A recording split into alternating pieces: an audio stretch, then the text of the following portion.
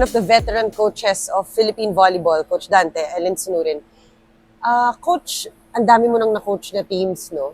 Dito sa Choco Mucho, in particular, ano na yung mga nagugustuhan mo sa kanila, sa sistema mo dito na ginagawa mo?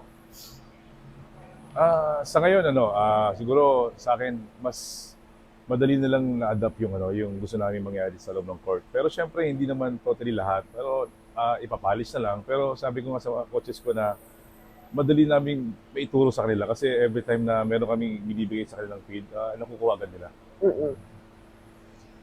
Coach, ano naman yung mga gusto mo pang ma-improve sa mga nakikita mo, lalo na dito sa run nyo ngayon, malapit na ang championship? Ano yung mga gusto mo pang makitang maayos? Siguro in terms of sa skill talaga, yung service system namin sa yung floor defense namin talaga. Kasi yun ang naging importante. Like yung naging game namin kahapon talagang doon kami nagkulang. And siguro mas ipapalis pa namin yung mga bawat skills and hindi lang naman sa skills, siyempre yung mindset na ng bata, kailangan din namin talaga na maset talaga na ito na tayo ngayon, ano din dapat natin gawin, ano yung goal natin every conference o every year talaga. Coach, isa sa mga problema ng coaches usually yung injuries, no? Kumusta kayo health-wise? 100% ba yung girls? Or may mga konti ba kayong injuries? Sa ngayon, may mga konting injuries kami, pero namamanage naman ng conditioning coach namin tsaka ng PT namin. Yun lang, talagang kailangan talaga namin tsagain talaga yung mga challenges na ganyan na sa isang team talaga may nangyayari yung mga ganyan eh. Kaya pinaghahanda rin naman namin. Coach, paano mo kinakausap yung girls tungkol dun sa pressure? Kasi minsan, di ba, lalo na nasa taas kayo ng standings, hindi nawawala yung overconfidence. Di ba? Minsan pumapasok yung mga ganong pakiramdam. Anong sinasabi mo sa kanila para medyo mabalance yung nila?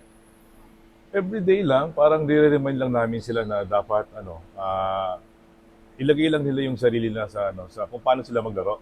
Then lagyan lang ng sistema. Then the rest is nagko-connect na. Sabi ko nga sa kanila, kahit ano namang sabihin namin dito, kasi importante yung goal nyo pa rin talaga ang masusunod dyan eh. At kayong team pa rin ang mag-solve ng mga problema. Kasi team to eh. Yes. Kahit anong sabihin ng coaches, lagi namang ang coaches lang nasa gilid. And always na talaga na kayo dapat ang magbibigay ng solusyon sa lahat ng nagiging challenges natin sa loob ng court. Right. Coach, anong reaction mo sa napakaganda at napakalaking acceptance ng sports fans sa volleyball dito sa Pilipinas ngayon? Siyempre, sobrang thankful kasi yun nga yung naging hindi naman lang goal talaga ng mga volleyball player na naging ganito na yung sitwasyon na dati parang ang ginagawa lang natin is para makatapos ng pag-aaral. Ngayon, pwede na maging career talaga. Yes, Kaya sobrang thankful ako din sa mga fan ng volleyball talaga na nandyan lagi na sumusuporta lagi. Maraming salamat, Coach Dante Ellen Sinurin. Thank you. Dina Wong and Coach Jess, thank you so much for being on Play It Right TV. What's in store for practice today, first of all, Coach? Siguro more on reviews ng mga nakalaban namin sa Signal. And then, workout pa namin yung kulang namin ng first. Yeah, I noticed you spent quite a bit of time in the viewing room. So, lagi nyo bang ginagawa niyan? Of course, it was a tough match yesterday, 5 sets. Can you share what are some of the things that you saw maybe na kailangan nyo ma-improve? Siguro one thing lang is yung adjustment sa game. Adjustments. We saw na yung Signal talaga is high risk talaga yung ginawa nila na service, and then yung talagang hats off ako sa depensa nila, especially kay Jobs and sa coaching staff, syempre yung adjustment na ginawa nila. So for us, siguro it's a big challenge na again, second time ng Choco Mucho makapasok sa Final Four ngayong season, and then sa amin tinitake namin to as a challenge, coaches and players, na magsama-sama kami para masolusyonan namin yung problem ng team. Yeah. Di na pinag-usapan ni Coach yung gusto nyo gawin as a team. Ikaw naman personally, ano sa tingin mo yung nakita mo about yourself sa game na yun na parang gusto mo pang mas ayusin for the next games? Siguro more patience. Yeah.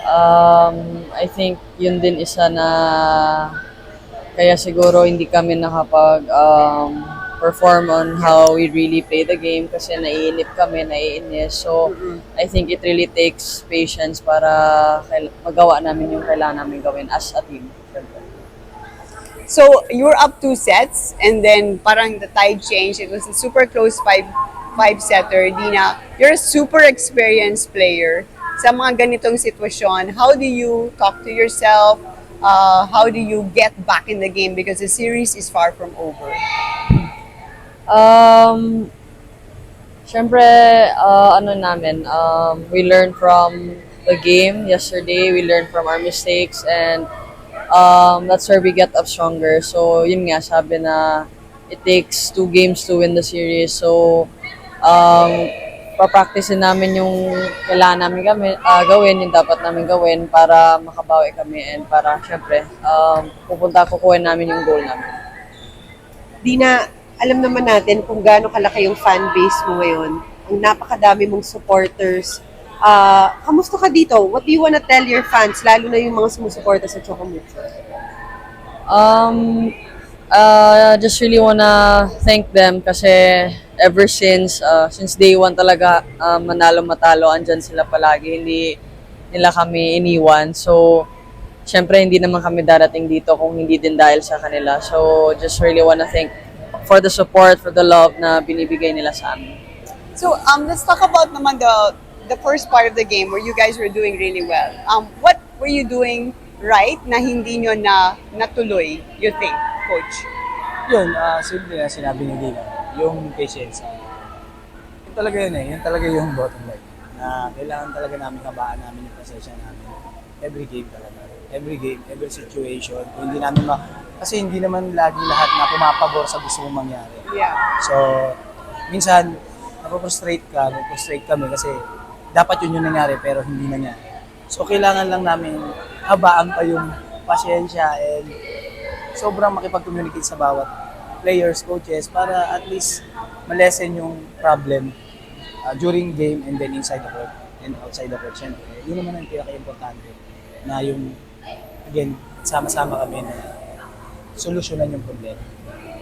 Dina, like for example, ngayon magpa-practice kayo, di ba? Then your game is tomorrow. Are there any special things that you work on your game na pinafocus mo, or how do you attack it pag ganitong stage?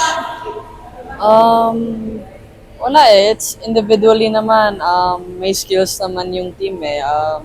I think it's just really the mindset na kailangan namin ifo-focus during the game kasi individually malakas sila, magagaling sila, and hindi naman kami aabot dito kung hindi sa bawat isa. So, kailangan lang talaga yung maturity and yung composure na we had the previous game. So, mindset lang talaga ng game na gustuhin namin na ito na yun eh. Like, ito na yung goal namin. So, aangatin pa namin. Sabi nga ni CeCe tsaka ni Bea kanina, we talked to them, they were like so on fire pa rin. Si CeCe hindi siya nakatulog, and then si Bea talaga, no, we're gonna get back. So, what is your mantra? What are you saying now? Gaano ka-determinado kayo na makabalik sa game? Kahit ako, honestly daw nakatulog kagabi. 2 a.m. na pinapanood ko pa rin yung video, tinitingnan ko yung game namin simula 3rd hanggang 5th set. Ano yung naging problema, ano yung nangyari. And again, gusto ko talaga i-credit yung si Jobs. Grabe yung bansa. Yeah. Para siyang 25 years old na naglalaro ka. Pero syempre, nandito na nga kami, sabi ko nga doon kay Tang, nandito kami, paninindigan na namin. Yeah. So, nandito kami para solusyonan yung problema, na naging problema kami. Para bukas, ready na kami. Okay, well, the ball is round, di ba? Yes. So, you wanna talk to your fans na lagi naman nandyan yan, win-or-lose, di ba? And hindi pa tapos ang laban, di ba? Doon, sa fanbase ng Choco Mucho and sa Revisco family, syempre, salamat. Kaya alam namin na nandyan lagi ko nakasuporta. Keep praying na sana makuha namin itong game na to sa susunod game and magdire-diretso to hanggang finals. And syempre, umaasa kami na kahit anong mangyari, nandiyan pa rin kayo sa mga sa amin. Maraming salamat. Dina? Ang sa akin lang, we won't back down. fight. And ako mismo, I won't disappoint yung mga tao na sumusuporta sa akin. So, gagawin ko lahat para lang aangat ko yung team na to para manalo kami. So, Like it, no? Yes. I love it. We have a game, another Yeah. game 2. Talagang laban. It's gonna be super exciting. PVL, thank you for being on Play It Right TV. With Choco Mucho's Maddie Madayag, hello. Hello. How are you? I'm okay. I'm okay. I was with your mom sitting and watching the game last night. It was super close. You had a I great know. start. But before we talk about that game, let's talk about the game winner that you scored to get to the semifinals. So, Okay. how was that block? How was the feeling? And you're super emotional for your team. I was. I was just really overwhelmed kasi the game was super nice. And then we were down by a lot of points. But then we caught up to PLDT. And then I just saw the cohesiveness of the team finally coming out. Kasi before it wasn't really that, we weren't really that like gelled together yet. So I I saw it think, coming together. It was yeah, nice. parang everybody was like, we really have to win. And I saw everybody's eyes na they really wanted to win. And we all played our hearts out. So ayun, parang it was just a really vindicating game that we were finally back to the semis. Well, congratulations. And I know you didn't get the result that you wanted in game 1. Looking back at the game, what do you think? Happened towards the end game? Kasi it's Yesterday? yeah. Yeah. I feel like Signal just really parang nilaban talaga nila, no? They really worked hard for it, and even though they were down by 2 sets, tinabaho talaga nila, which was what was lacking in our side naman yesterday. After the first 2 sets. Yeah, after the first 2 sets, medyo siguro nag-relax kami, and alam mo yung term na kanya-kanya? Parang nagganon kami. We weren't really playing as, that's how I saw it. And comparing it to Signal, mas buo sila. And that's why I guess nakuha din nila yung game. And I think they deserved it, but then it's also a learning lesson for us na hindi kami pwede mag-relax even though we're up by 2 sets. And semis is a different ball game. So hindi talaga pwedeng hanggang dun lang kami. So we really have to play and work harder. So it's the games are very close, Yes. diba? So which is that good for you, or do you like that na madali kayo makakabawi, or would you like to have a little bit more time in between? Yeah. But then that's the schedule, so we can't do anything about it. Yeah. And so we really just have to work on what we have. And it's a day. So ayun, nag-viewing kami, and then ngayon light training lang para mapawisan, and then work again tomorrow. So what did you see in the viewing, if anything? Kanya-kanyang analysis ba, ganon? Nag-uusap kami ng teammates namin na, dapat ito yung ginawa mo, or ito yung ginawa natin, ganon. And then yung coach naman namin, he explained yung statistics na sinulat niya yesterday. So parang sabi niya, may plus-minus kami, or yung mga attacks namin, ito lang yung percentage. So kailangan talaga namin ayusin tomorrow. Well, your teammates seem to be really on the fight Yes, mode, yes, diba? yes. So, how do you guys get together and like before a game, or even like before especially before this next game, para buo talaga kayo? Or at hindi kanya-kanya, like what you said. I guess, sabi ni coach yesterday, baba lang daw kami. Like, balik kami sa basics, balik kami sa umpisa, balik kami sa basic ng system niya para hindi kami mawala. And I think that's the fundamentals na kailangan namin. Balik sa basics, yun lang talaga. And para magbuo-buo kami, we really have to work together and hindi kami magkanya-kanya. So what does your mom say to you? Does she say to you anything? I always Does she hear give her you always hear her? scream, "Go Titans!" Even way back in Ateneo pa, she would always scream. And even in the TV, you can hear her, "Go Ateneo! Go Titans!" And yun, very supportive lang talaga si Mama. So you like the voice, huh? Familiar voice. I guess? Yeah. Mahanapin mo yan pag wala. Yeah. Well, you want to say anything to your fans? They're gonna be there for you, supporting you in this. Hello, series. everybody! Thank you so much for supporting me and my team, the Choco Mucho Titans. magkita-kita tayo sa arena, and sa mga malayo, please support and pray for us. See you guys! Thank you. Thank you! I'm with one of the stars of Choco Mucho, Kat Tolentino. Kat, one of the things I want to know is maybe coming from losses, being one of the top teams of the PVL, how do you get back on track after something like that, like mentally, lalo na? I guess it's more about moving on and learning from the mistakes, not dwelling on the loss, but learning from it and understanding that there's still another game. We still have 2 more games to play, and we just have to continue fighting. Okay. Coach Dante told me about how he is happy with the way you guys are accepting the system, how you've, absorbed everything that he has been teaching. For you, ilang percent na kayo into that system? Like, do you think there are more things to improve on? For me, I think we really adapted well. It's been a year now with Coach Dante, and we've improved so much, especially with the blocking. There's still a lot more to improve, more consistency, more maturity, I think, is what was lacking in the last game. And we just have to continue trusting in his system so that we can move forward. Okay. Kat, what about the pressure of volleyball in general, especially now that it's getting so big in this country? How are you taking all that? I mean, I gotten used to it already since college, and then until now, it's the same. It's more focusing on the team and understanding that our team is very popular amongst right. people. Yeah. So we just have to accept that role and be more of an inspiration to those people. You talked about your team. How are you guys off court? Like, do you do things together?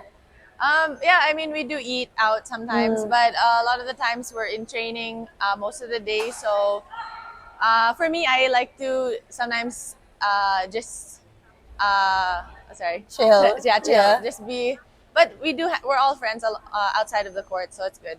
Okay, you talked about being friends outside of the court. Are there times when inside the court you get annoyed at each other? It happens a lot. Of course, right? I think that's with every team. There's always a moment where you do get annoyed, but you learn to handle each other, and you know how everyone works.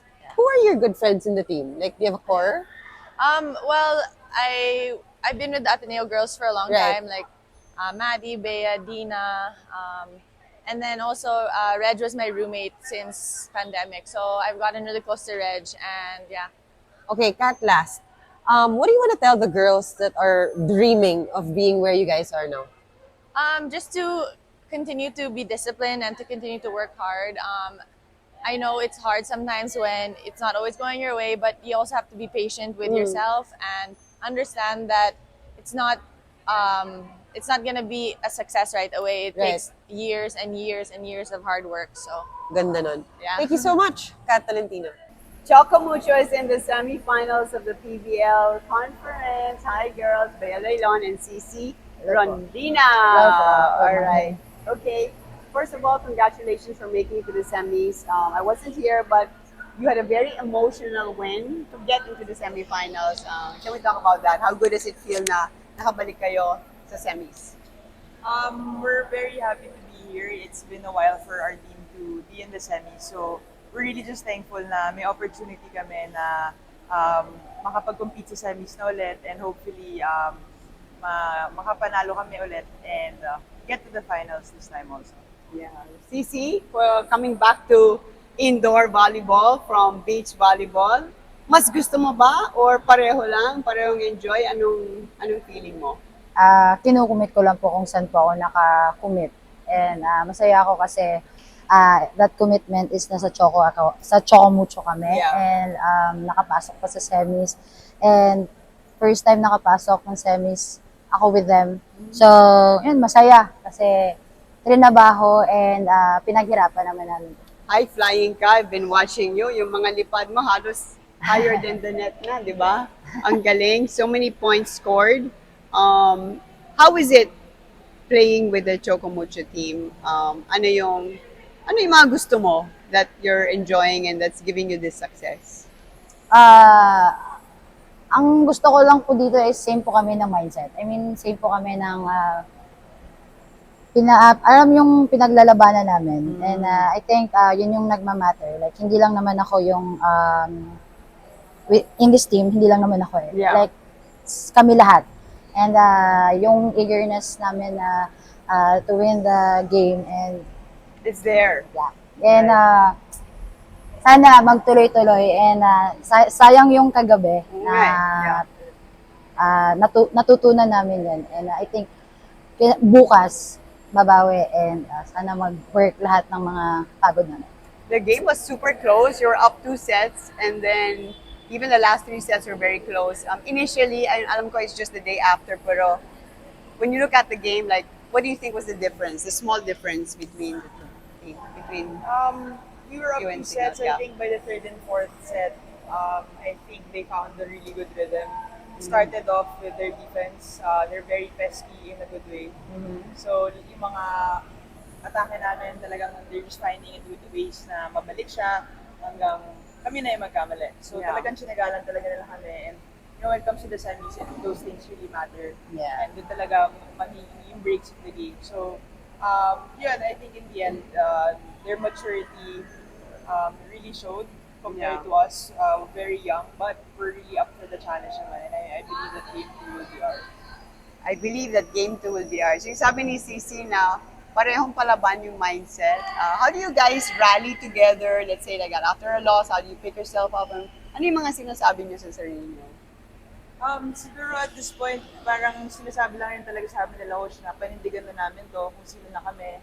I know we've had a rough past, pero Yeah. iba na kami ngayon, and we have to believe in that ourselves, that we can win, that we can do it, that we're ready. So yun lang yung parang gusto talaga nilang i-remind sa amin na kailangan namin panindigan kung sino na ulit kami ngayon. Sino ba ang Choco Mucho? Sabi mo, iba na kayo ngayon, di ba? CeCe, pag naisip mo yung game kagabi, meron ka bang naisip na, dapat pala ganito, ganyan? Di ako nakatulog po after the game. Aww, really? Naginip na lang po ako, nasa UAE na po ako. Gusto ko na lang po pala gusto ko na po pero Bakit UAE? di ko lang po alam, pero parang kagabi lang malungkot, pero at the same time ang dami naming natutunan. Kumbaga ba sa larong yun, paano yun patigasan na talaga yun, patibayan na talaga ng loob yun. And credits naman talaga sa Signal kasi trinabaho at tsinaga niya lahat talaga kami. Kumbaga ba kinapos kami sa sa panapos namin. And wala kami ibang gagawin kundi magtrabaho ulit and babalik kami sa sistema and programa ni Coach Dante and maniwala at magtiwala. That's nice. Leading din kayo sa 5th set, di ba? You were leading by a few points, I think. Is dalawa. Parang napansin. Pero in volleyball kasi, it's like every point is a point, right? Yeah, walang 2 points, walang 3 points. Yeah. So it's like you really have Sa akong basketball yun, no? Tsaka walang time, at least walang time limit. Opo. So ganun yung talaga dinibdib yung mga games na like hindi ka nakatulog. What about you? How do you take a loss like that and bounce back? I think I'm not really scared. I think at this point, I'm not really scared that we lost. I'm sad that we lost, but I'm not scared because, well, we're relatively new in the semis. Yeah. So naturally, I believe we'll be tested. I think it's just up to us to take on that challenge talaga. Yeah. And I think we're ready. Yeah. It's just one more push. One more push. Okay. Yeah, so I think it's just a matter of working again. That's it. Yeah. Teamwork. Ano lang kami, tayo lang ulit. Yeah, that's nice. That's gonna be super exciting. The crowd, of course, was like super behind Yeah. you. How much do they help you, push you to really, really fight? It must feel so good to have all those people behind you, no? Yeah, very. Kasi there comes a time na when we're losing and they're Yeah. also really quiet. So mararamdaman mo siya But the time na parang they try to cheer you on, tas sa lakas sa buong arena, Yeah. it really fires you up naman talaga. So it's nice to have that kind of crowd behind your back. So like this, on the day before a crucial game, ano ka mang ginagawang special, CeCe? Wala po. Like anything? Ano like, lang po, pahinga, kain, tapos nanonood po ng highlights and you watch the game? like everyday naman po talaga. Like kabisado ko na po lahat ng mga Really? laro namin. Like Wow. I mean, talaga, watch lang talaga po ako sa YouTube. From first game to up to last Really? night na So game. inuulit-ulit mo yun? ganun po ako ka-addict talaga sa volleyball. That's great. Do you also do that? You watch your games? Not as or- much as her, Yeah. but I do watch. Yeah, because everyone's Yeah. different naman in their approach. Pero Yeah. what helps you on a day before the game or on the day of a game? Yeah. The day of the game, we have a routine. We actually lift before the game. Really? Yeah, so it was very, Not very heavy. Definitely not heavy. So activations na rin talaga. And then, that gets my body moving so that, you're not heavy, not groggy. So yun lang, those little things na, you just kind of stick to a routine. And now, ngayon, we're gonna do film, we're studying, see what we can do. Nice. Okay. For Choco Mucho fans, what do you want to say to them? Thank you guys for being there for us from simula nung nasa baba kami hanggang ngayon. I hope you guys don't stop to cheer for us and malaking bagay po talaga na nandun po kayo sa likod namin. So hope to see you guys sa Saturday and mag-ingay tayo Hanggang Tuesday. hanggang Tuesday. CeCe? Tatrabahuin po namin ulit and salamat po sa lahat ng support, sa lahat po ng supporta nyo and sana po hanggang dulo tayo. Okay, maraming salamat for Thank you being on po. Play It Right TV. See you in the next game and the next game. And Yes. third. Amen.